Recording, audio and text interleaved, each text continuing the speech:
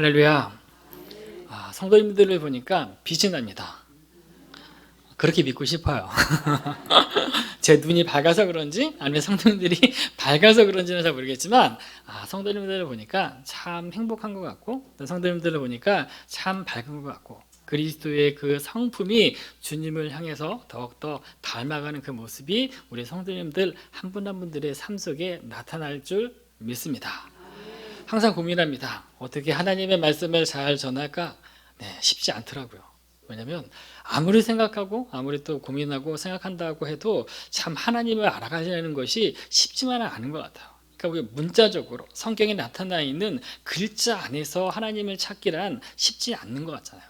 단지 그냥 지식적으로 동의하기만 하면 우리가 하나님 알아가는 거구나, 내가 그 하나님 믿지 라고 이야기하지만 다시 한번 되돌아보면 좀 그런 건 아닌 것 같아요. 왜냐하면 내가 알고 있는 지식의 하나님이 나의 삶 안에 살아있는 하나님으로 바뀌기 시작할 때에 어때요? 내 삶의 현장에서 하나님이 살아계신 것들이 나타나잖아요. 그렇지 않습니까? 우리가 하나님의 말씀을 있는 이야기로만 받아들이기 시작한다 그러면 이야기는 많이 있어요. 그렇죠? 예수님에 대한 이야기, 모세의 이야기, 다윗의 이야기. 그러나 그것을 뒤에서 계획하시는 그 하나님의 큰 뜻을 우리가 헤아린다면 그 속에 숨겨진 의미가 이런 거구나 라는 것들을 우리가 깨달을 수 있다는 겁니다. 그래서 우리는 하나님의 전에 나올 때마다, 말씀을 들을 때마다 다시 한번 이 들은 말씀이 나의 삶의 현장에서 어떻게 나타나야 하는가, 나는 어떻게 믿고 살아가야 하는가, 이런 거에 대한 고민이 우리들의 삶 가운데 있어야 한다는 겁니다. 그렇죠? 그래야지 우리의 신앙이 한 단계 더 성장하지 않을까요? 저는 그렇게 생각합니다. 항상 생각해야 되고 고민해야 되고, 내가 그 하나님, 내가 알고 있는 지식의 그 하나님이 나의 삶이랑 부딪힐 때에 내가 무릎을 꿇을 수 있어요. 지식의 하나님으로 읽고 내가 그 동의만 한다고 해서 내가 하나님에 대해서 다 알고 있다고 생각하면 착각이에요. 갈수록 우리가 알아야 될 것은 무엇이냐면 하나님 앞에, 말씀 앞에 부딪혀서 내가 그 말씀 앞에 무릎을 꿇는 것이 그리스도인의 삶이라는 겁니다. 그래서 쉽지가 않은 거예요. 왜냐하면 하나님을 알아가는 거는 알고, 내가 하나님에 대해서 알고 있지만 내 성품이, 내 기질이 항상 하나님과 충돌을 하는데 하나님의 그 지식을 받아들이지 못해요. 하나님의 그 생각으로 사로잡지를 못해요. 그러니까 어떻게 해요? 여전히 내가 믿는 대로, 내 방법대로, 내가 원하고 뜻하는 대로 그렇게 계속 살려고 하잖아요. 그게 바로 우리들의 모습인 겁니다. 그래서 우리는 하나님의 말씀을 볼 때마다 기억해야 할 것은 무엇이냐면 말씀을 있는 그대로 받아들일 필요가 있다는 겁니다. 그리고 두 번째, 나타난 표면적인 거 말고 이면적으로 하나님이 나에게 말씀하시고자 하는 것이 있다는 것을 믿어야 한다는 거예요. 그래서 우리가 하나님의 말씀을 볼 때마다 이 말씀은 저 사람을 위한 말씀이다, 이게 아니라 그 말씀이 바로 나를 위한 말씀이구나 라는 그 고백이 날마다 우리들의 삶 가운데 있기를 원합니다. 우리가 마태복음을 읽을 때마다 어떤 생각이 드십니까? 마태복음을 읽을 때마다 드는 생각, 많은 생각이 있을 겁니다. 그런데 가장 중요한 것은 마태복음, 하나님의 나라와 관련이 있는 거 아니에요? 그렇죠? 다르게 얘기하면 하나님의 나라, 그 왕이 계시다. 누구예요? 그 왕이 이 땅 가운데 오신 예수 그리스도시다 라는 그 사실이잖아요. 그러니까 하나님에 대한 나라를 계속 이야기하면서 오늘 마태복음 18장이나 19장 초반에는 그 하나님의 나라에 있어야 할 그 하나님의 그 성품적인 것들이 드러나기 시작한다는 겁니다. 어떤 걸까요? 세상에서 가장 큰 자 우리가 꿈꾸잖아요. 그렇죠? 크고자 하는 자는 어떻게 됩니까? 네? 성경을 낮아져야 되는 거 아니겠습니까? 그래서 마태복음 18장에 보면 천국에서 큰 사람이 누구입니까? 라고 계속 물어보면서 뭐라고 얘기하냐면 어린아이와 같은 자라고 이야기하잖아요. 그렇죠? 그런 자가 천국에서는 크다라는 이야기를 합니다. 그리고 나서 그 다음에 이어지는 것은 무엇이냐면 형제가 죄를 범하거든 어떻게 해야 합니까? 일단 둘이 가서 얘기하고 또 나중에 교회까지 얘기하고 하는 그런 단계들이 우리가 형제를 용서하는 거 아니겠습니까? 그리고 마지막에 용서할 줄 모르는 그 종의 비유를 통해서 하나님, 우리가 깨달아야 할 것은 무엇인가? 라는 그 질문을 우리가 18장을 통해서 한번 돌아봐야 되고, 그러면 18장 밑에 깔려있는 하나님의 성품은 무엇이냐? 라고 스스로에게 질문을 한번 던져보시라는 거예요.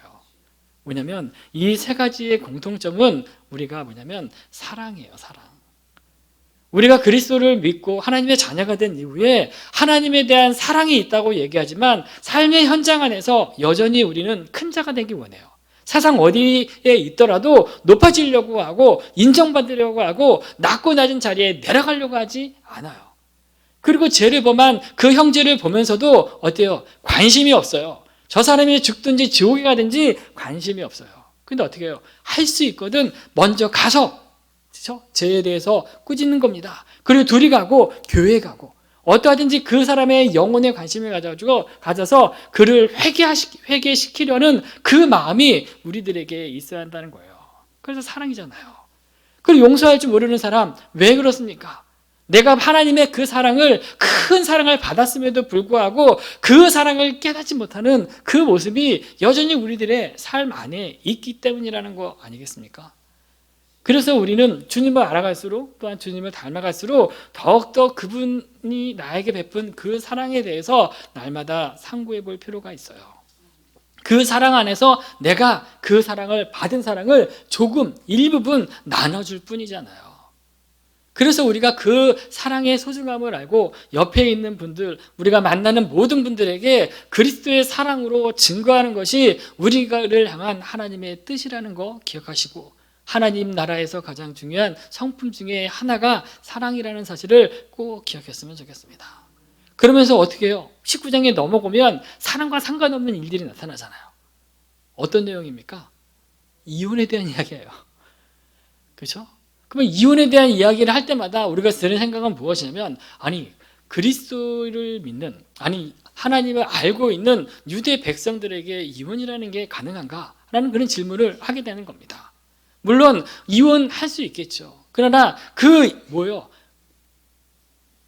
뭐라고 합니까? 근데 그 이혼하는 것이 결국 우리 개인의 욕심이고 사악함이라는 것을 성경은 우리에게 알려주고 있어요. 그래서 오늘 저는 이 본문을 가지고 잠시 가정에 대해서 상고해 보려고 합니다. 그렇죠? 우리의 가정은 크게 세 가지가 있을 것 같아요.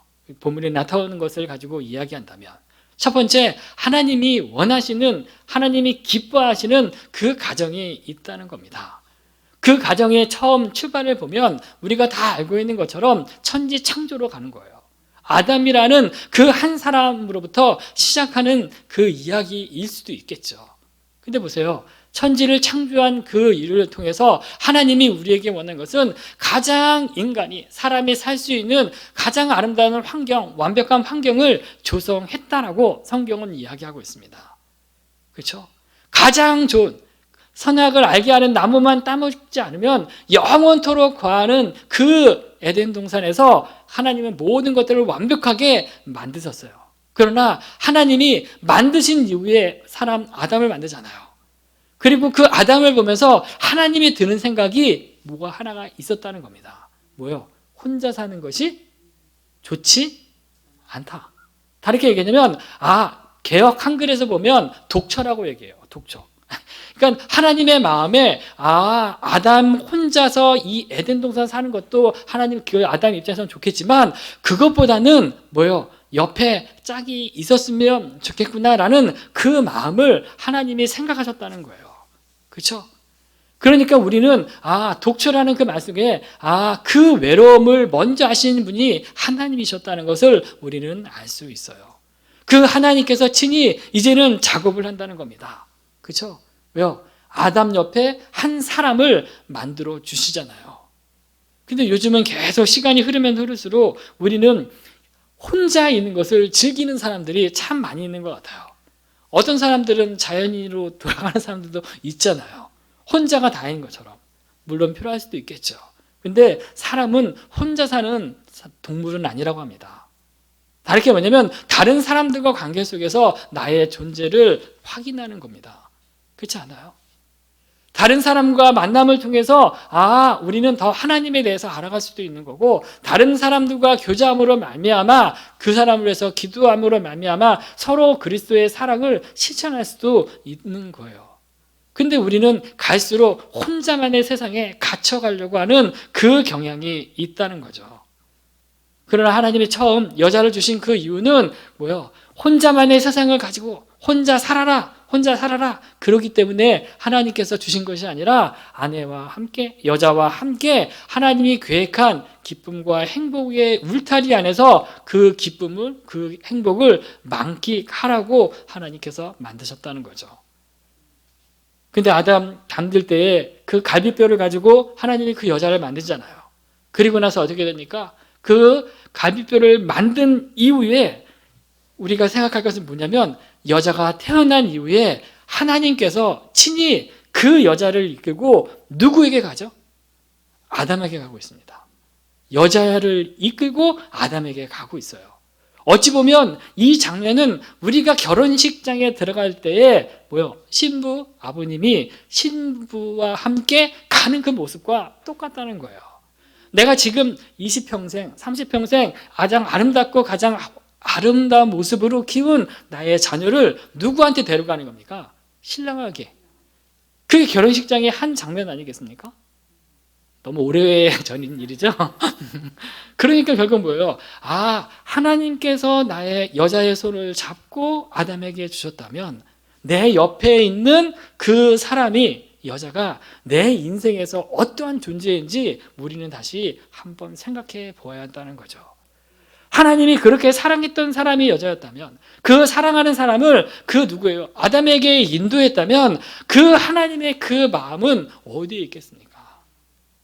근데 우리는 갈수록 어떻게 되냐면, 옆에 있는 여자, 다르게 하면 아내에 대해서 사랑하는 그 마음들은 식어가는 것 같아요. 점점 식어가는 것 같아요. 그리고 또 한편으로는 이제는 사랑이 식었기 때문에 결국 점점 산 것은 소유하거나, 그죠? 정복하거나 억압하는 그런 분들도 있다고 하는 겁니다. 몰라요. 그러나 이러한 모습들이 결국 하나님 보시기에는 합당하지 않는다는 거죠. 왜요? 내가 그렇게 심려를 기울여서 내 마음을 쏟아서 만든 그 아담의 갈비뼈로 만든 빚은 그 여인을 누구예요? 사랑하는 자 앞에, 꼭 있어야 할 그 사람 앞에 주었는데, 그 준 사람들이 서로 행복하지 않다면 하나님의 마음은 어떠할지 생각해 보시라는 겁니다. 여자를 통해 보고 난 이후에 그 아담이 한 말이, 또 이런 말도 있어요. 뼈 중에 뼈요, 살 중에 살이다. 무슨 말입니까? 내 뼈를 만들었다, 이거예요? 저는 약간 생각을 달리합니다. 이게 뭐냐면, 내가 가지고 있는 그 뼈들 중에서 가장 최고, 가장 으뜸이 되고 가장 완벽한, 없어서는 안 되는 그런 존재가 바로 아내라는 거죠. 믿습니까? 그러니까 어느 누구도 내 옆에 있는 사람을 무시할 수 없어요. 하나님이 그렇게 나의 소중한 것을 취해서 만들었고, 하나님이 친히 손을 잡고 아담에게 인도했다면 우리는 그 모습, 그 가정 안에서 행복과 즐거움을 경험할 수 있도록 해야 한다는 거죠. 근데 어떻습니까? 갈수록 어떻게 돼요? 항상 불안정한 이 시대에 하나님의 뜻과 상관없이 계속 하나님의 그 원하는, 하나님이 기뻐하는 그 가정의 모습을 해야 하는, 파기하려고 하는 악한 것들도 있지 않습니까? 지키셔야 합니다. 힘들어도 지키셔야 한대요. 그래야 그 가정을 통해서 하나님이 나의 가정을 통해서 원하는 그 뜻이 무엇인지 깨달을 수 있어요. 그래서 아내분들에게 이야기하는 것은 이런 얘기를 하더라고요. 돕는 배필에 대해서 어떤 주석가들이 이렇게 얘기합니다. 불완전한 남자를 단순한 도움을 주는 것뿐만이 아니라 호의하고 더해주고 하는 존재로 만드는 것, 남자들을 마주대하고 바라보는 존재로 만드는 것이 여자다, 아내다, 이렇게 얘기한다는 거예요. 남자가 완벽한 것처럼 같지만 불완전하다는 거예요. 아내가 있을 때야 비로소 완전해지는 거고 완벽해지는 거죠.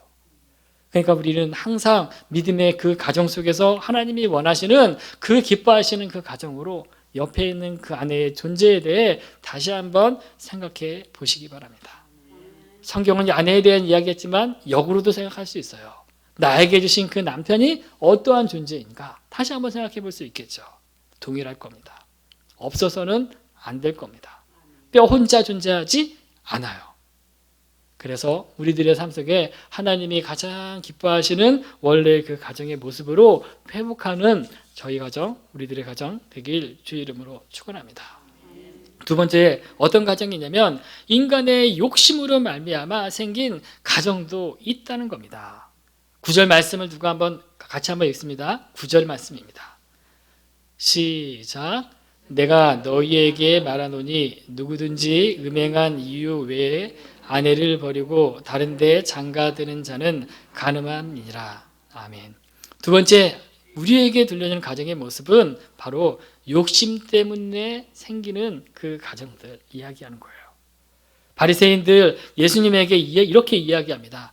사람이 어떤 이유가 있으면 그 아내를 버리는 것이 옳으니까. 약간 꼬아서 이야기하지 않습니까? 이 구절을 통해서 어떤 생각이 드냐면 너희들은 이혼하고 싶어. 옳다고 이야기했잖아. 그러니까 어떤 이유가 있으면 이혼하는 것은 정당해 라고 이야기하는 것처럼 들려요. 그렇죠? 근데 보세요. 사람이 어떠한 이유가 있으면이라는 그 가정, 그 조건 안에 분명히 유대인들이 가지고 있는 생각들은 있었을 겁니다. 왜냐하면 그들뿐만 아니라 그 당시 예수님이 사역했던 그 당시 유대는 로마의 속국이었어요. 그러니까 로마의 지배 아래에 있었다는 겁니다. 로마 사람들의 삶의 생활 행동이나 그 패턴들이 유대 공동체를 이룬 유대인들에게도 영향을 끼쳤다는 거예요. 그들의 문화를 따르는 사람들도 있을 것이고 또한 가정도 있을 것이고 또한 그 대중시설을 이용한 그 사람들도 있을 겁니다. 그 유행이 결국은 어떻게 되냐면 내가 가지고 있는 그 가치와 충돌한다는 거죠. 그렇죠? 근데 그 로마인들 중에서 가정과 관련돼서 또한 이혼과 관련돼서 어떤 것이 있냐면 로마의 가장들이라는 그 남편은 이혼할 수가 가장 쉽대요. 왜냐면 그냥 남편이 선언만 하면 끝이에요. 그러니까 남편의 선언으로 이혼이 가능한 그 곳이 로마라고 합니다. 그렇다면 그 선언만으로 가능하다는 것은 다르게 얘기하면 이혼이 쉽다는 거 아니겠습니까? 조금만 내 마음에 들지 않으면 버리는 겁니다. 조금만 내 마음대로 내 뜻대로 되지 않으면 멀리하는 거예요. 그것이 지금 로마 그 당시에 살고 있는 사람들의 모습이었다면 그것을 보고 있는 유대인들에게도 영향을 끼쳤다는 거죠. 그래서 유대 안에서는 두 가지 학파가 있습니다. 그게 어떤 학파가 있냐면 삼마이 학파가 있고 힐렐 학파가 있어요. 저도 자세히는 잘 모릅니다. 그러나 이혼과 관련돼서 이야기하면 삼마이 학파는 어떻게 되냐면 이혼은 간음 외에 다른 사유로는 절대로 할 수 없다라고 못 박는 게 삼마이 학파의 주장입니다. 그러나 힐렐 학파는 어떻습니까? 간음과 같은 심각한 사회가 아니더라도 여러 가지 성취치 못한 행실들은 이혼 사유가 될 수 있다라고 이야기해요. 그렇죠?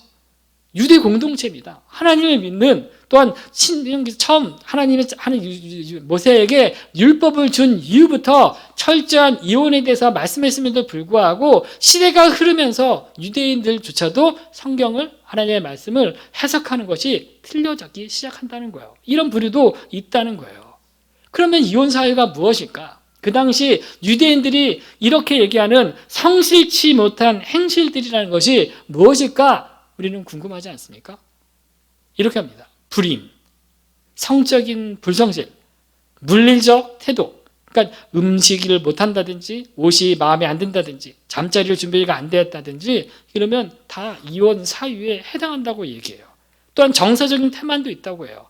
성적인 그 의무를 다하지 않는 거나 또한 잔인하거나 또한 창피를 주는 것, 이 모든 것들이 궁극적으로 이혼 사유가 될 수 있다. 어찌 보면 이 시대에 우리들에게 너무 쉽게 생각할 수 있는 것 같아요. 그렇죠? 힐렐 학파의 입장이랑 별반 차이가 없다는 겁니다. 그러나 삼마의 학파는 아니라는 거잖아요.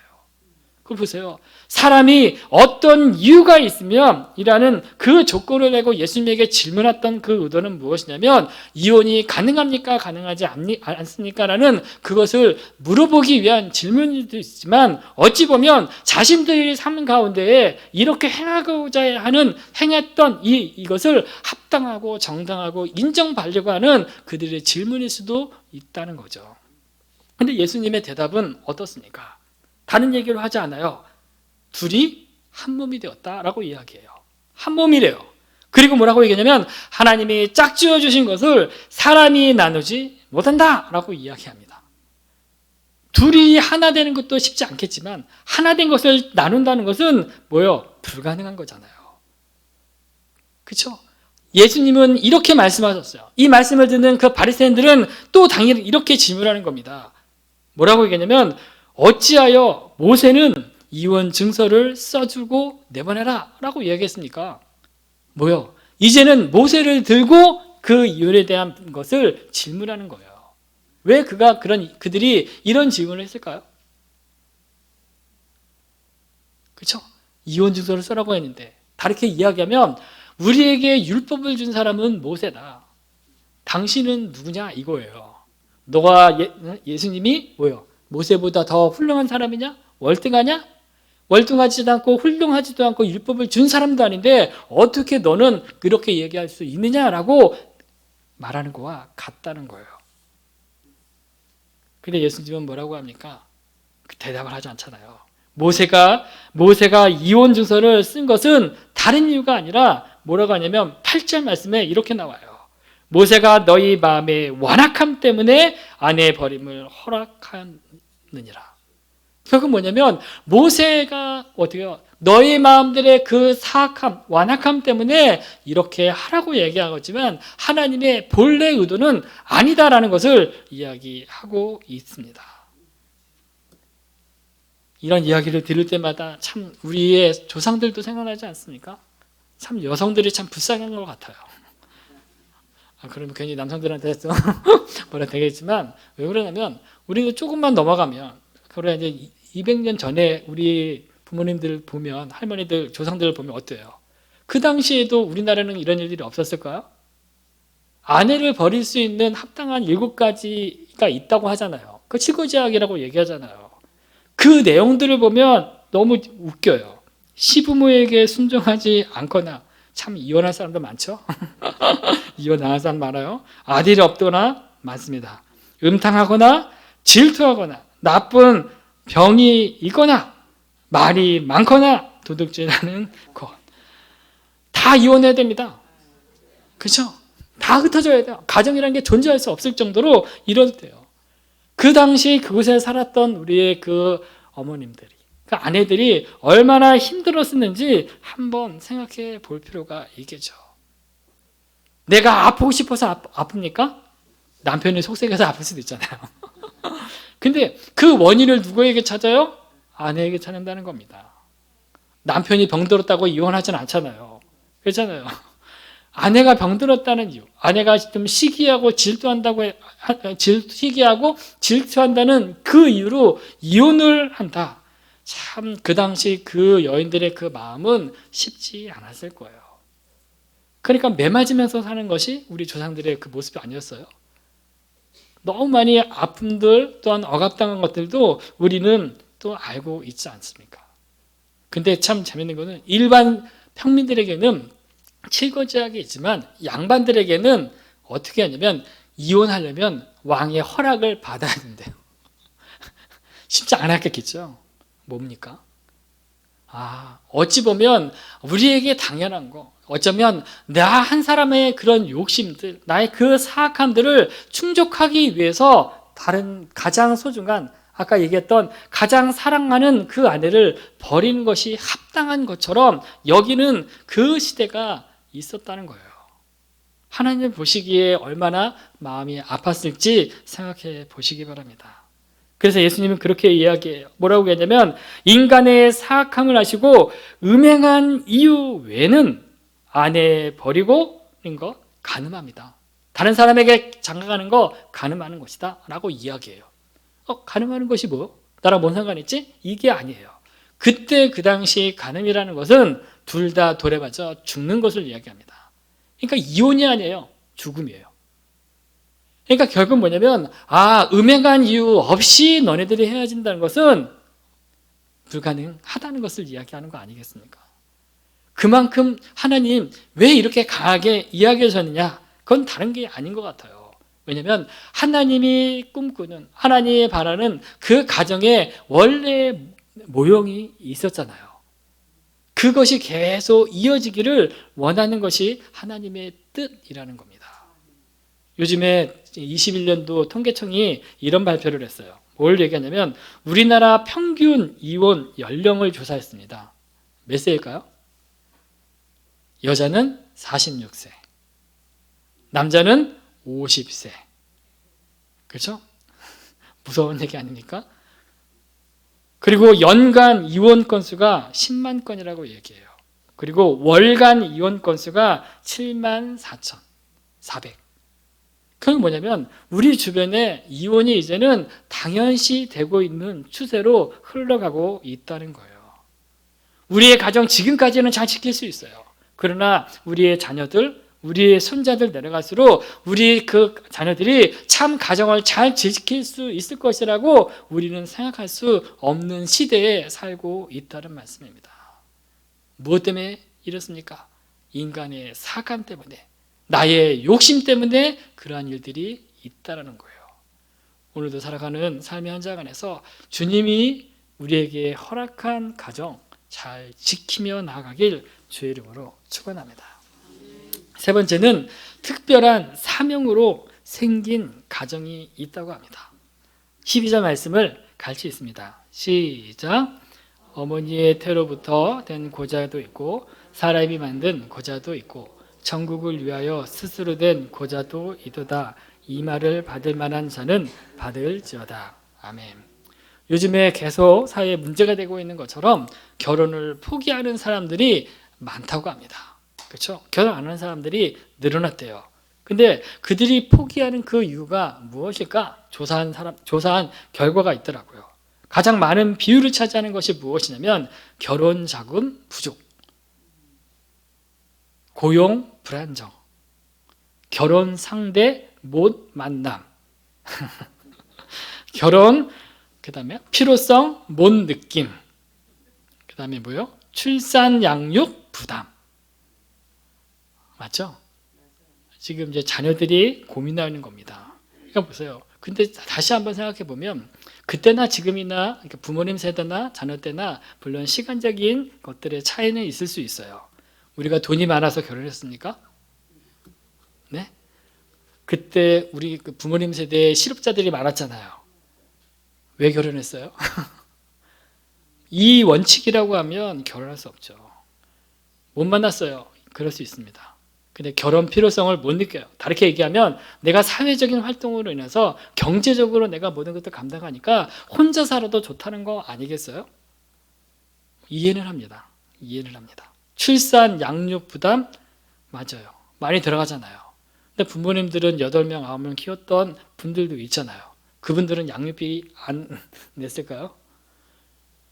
결국 뭐냐면 우리의 기준 아니겠습니까? 우리의 생각이라는 겁니다. 어찌 보면 나의 결혼 안 함을, 가정이 이루어지지 않는 것을 합당하기 위해서 핑계되는 것으로 쓰일 수도 있다는 거예요. 결국 뭐예요? 결혼을 포기하는 사람들이 많을수록 나타나는 게 뭐예요?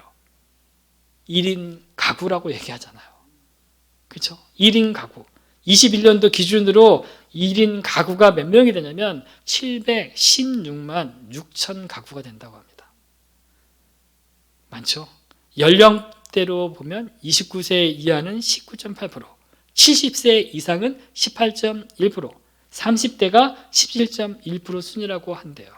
근데 보세요. 지금보다 좀 후에 2030년까지를 가면 1인 가구의 비율은 35.6%까지 얘기하고 2050년에 가면 뭐요? 39.6%에 이른다라고 이야기한다는 겁니다. 요즘도 출산의 문제가 많지만 결혼 자체를 하지 않으니까 앞으로 사회적으로 문제 많이 겪을 수 있는 거예요. 이런 이야기를 들으면서 생각드는 것은 힘들더라도 우리가 어쩌면 결혼도 우리가 가정을 이루는 것도 사명이지 않을까라는 그 생각을 하게 됩니다. 하나님이 가장 행복과 기쁨을 위해서 준비된 그 가정의 모습이 사육이 됐다라는 것은 우리에게 있어서는 참 많은 좀 슬픈 일이라는 거겠죠. 예수님이 바리새인들과 그 이런 질문 대답하는 것을 통해서 제자들이 그 옆에서 듣고 있었잖아요. 그래서 듣고 나서 내린 결론이 무엇이냐면 만일 사람이 아내에게 이같이 할진대 장가들지 않는 것이 좋겠나이다. 차라리 장가들지 않은 게 낫겠구나. 그게 결국 예수님과 바리새인의 대화를 통해 그 제자들이 이야기하는 거라는 겁니다. 하나님이 원하시는 거겠습니까? 하나님이 기뻐하시는 거겠습니까? 만약에 하나님이 원하시고 기뻐하셨다면 하나님이 우리에게 명령하시지 않았을 거예요. 생육하라, 번성하라. 너만 잘 먹고 잘 살아라. 이렇게 하는 게 낫지 생육하라, 번성하라 그런 이야기를 주지 않았을 겁니다. 하나님이 원하시는 그 가정 참 지키고 또 나아가기 힘들지만 분명히 우리에게는 사명이 있어요. 그 가정을 반드시 지켜야 하고 또한 그 가정을 이룰 책임이 우리에게 주어져 있다는 겁니다. 그런데 예수님이 또 이런 말씀을 하세요. 사람마다 이 말을 받지 못하고 오직 타고난 자라야 할지니라. 타고난 자. 무엇인가 어떤 목적을 위해서 스스로 이렇게 된 자가 있다라는 것을 이야기합니다. 모든 사람에게 적용되는 것이 아니라 타고난 사람이에요. 그렇기 때문에 특별한 사람이라는 겁니다. 그래서 성경은 뭐라고 좀 전에 읽은 것처럼 어머니의 태로부터 낸 고자가 있고 사람이 만든 고자가 있고 천국을 위하여 스스로 된 고자가 있다라는 거예요. 이 세 가지 조건에 해당하지 않으면 어때요? 하나님은 우리에게 결혼하라, 가정을 이루라, 이게 하나님의 뜻이다. 그게 바로 하나님의 명령을 우리에게 주신 거라는 것을 이야기한다는 겁니다. 가정을 이루려면 참 많은 것들이 들어갈 겁니다. 어찌 보면 결혼하고 난 이후에 나의 생활은 없어요. 그렇죠? 아내의 생활은 없습니다. 자녀를 키우는 일에 나의 청춘을 다 바칠 수밖에 없어요. 내가 그동안 모았던 모든 돈도 양육비로 다 나갈 수밖에 없어요. 그렇죠? 또한 그것뿐입니까? 시댁이나 친정이나 눈치 보면서 살아야 되잖아요. 어려울 수 있어요. 근데 어렵다고 해서 또한 내 이런 것들이 손이 된다고 해서 결혼하지 않는 것이 하나님의 뜻은 아니라는 거죠. 이게 하나의 조건일 수 없다는 겁니다. 우리에게 내세울 수 있는 것은 무엇이냐면 하나님이 원하는 가정으로 되는 것이 하나님이 우리에게 말씀하시는 거예요. 그러면 이 시대를 보면서 이런 1인 가구들이나 이런 것들을 보면서 우리가 어떻게 해야 할까?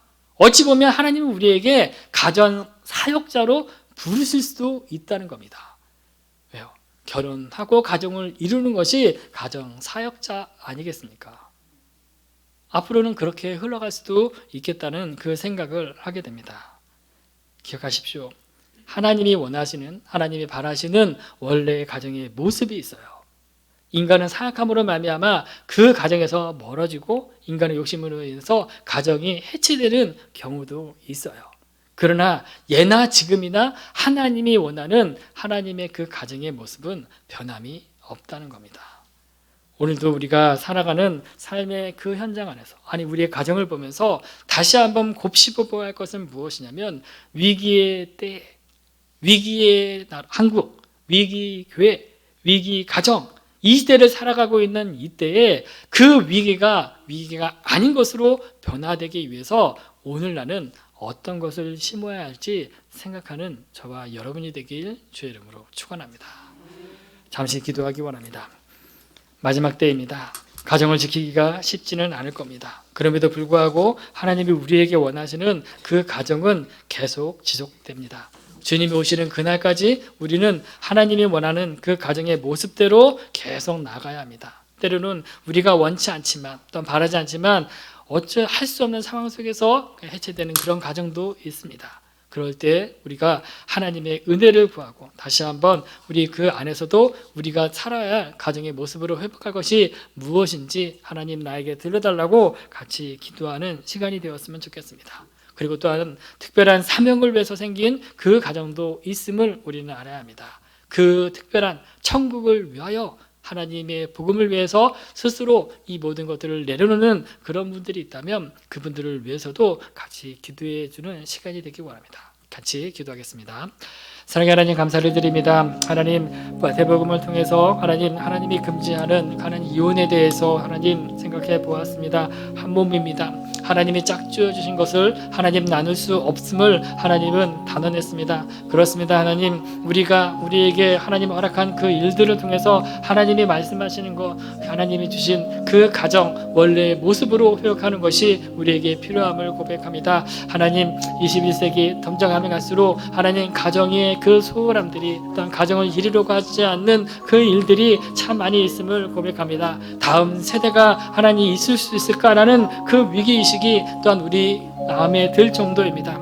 그러나 하나님을 믿는 하나님의 자녀들, 우리들의 생각을 다시 한번 정리하기 원합니다. 주님이 생육하고 번성하라고 하는 하나님의 그 말씀이 오늘날도 동일하게 살아있는 말씀임을 우리가 받아들이기 원합니다. 그래서 주님의 그 나라를 위해서 주님이 원하는 그 가정을 이루는 일에 우리의 모든 자녀들, 우리의 청년들 하나님 좋은 만남도 허락해 주시고 모든 상황도 하나님 해결해 주셔서 또한 이런 일들이지만 그럼에도 불구하고 가정을 이루는 그 가정들에게 하나님 더 강하게 하시고 더 뜨거운 그 은혜가 임할 수 있도록 역사해 주시옵소서. 하나님의 그 은혜 속에 거하는 모든 자들 주님 붙잡아 주시옵소서. 하나님 사랑합니다. 주님 찬양합니다.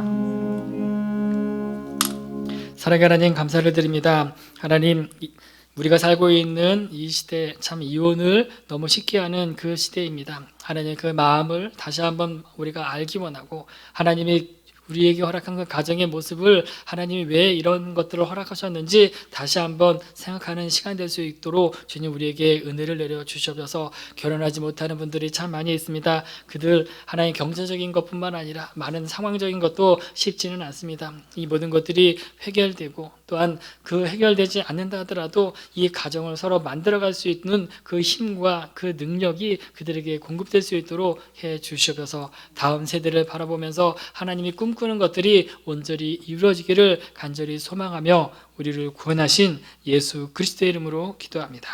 아멘.